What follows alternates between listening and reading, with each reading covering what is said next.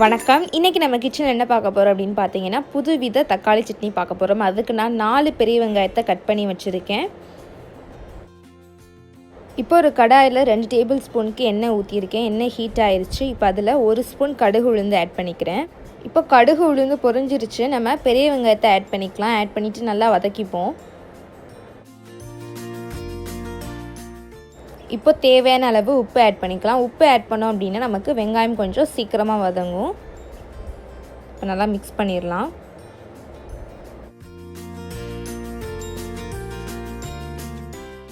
இப்போ இது கூட கொஞ்சமாக கருவேப்பிலை ஆட் பண்ணிக்கலாம். ஆட் பண்ணிவிட்டு அதையும் நல்லா மிக்ஸ் பண்ணிடலாம் வெங்காயத்து கூட.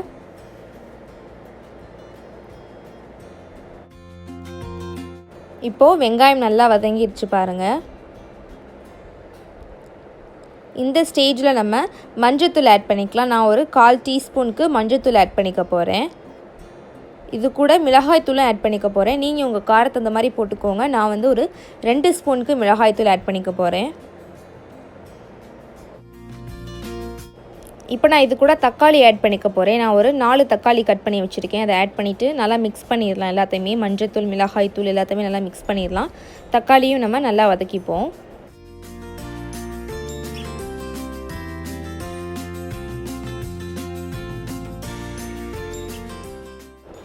இப்போது தக்காளியும் வெங்காயம் நல்லா வதங்கிடுச்சு பாருங்கள்.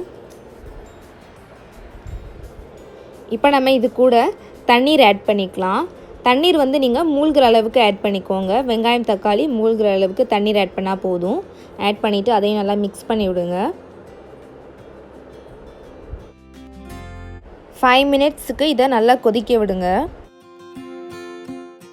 5 மினிட்ஸ் கொதிக்க விடுங்க. ரொம்ப நேரம் கொதிக்க வேணாம். ஒரு 5 மினிட்ஸ் கொதிச்சா போதும்.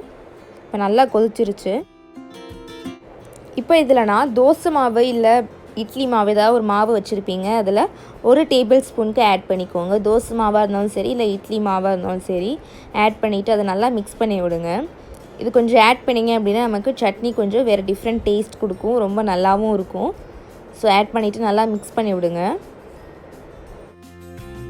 2 மினிட்ஸ் இது கொதிக்கட்டும். அதுக்கப்புறம் நமக்கு தக்காளி சட்னி ரெடி ஆயிரும்.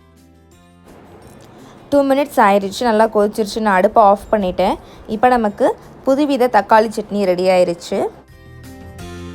இப்போது சிம்பிள் அண்ட் ஈஸியாக நமக்கு புதுவித தக்காளி சட்னி ரெடி பண்ணிட்டோம். ரொம்ப டேஸ்ட்டாக இருக்கும். கண்டிப்பாக அதை நீங்கள் வீட்டில் ட்ரை பண்ணி பார்க்கணும். ட்ரை பண்ணி பார்த்துட்டு எப்படி இருக்குது அப்படின்னு சொல்லிட்டு கமெண்ட் பாக்ஸில் ஷேர் பண்ணிக்கோங்க.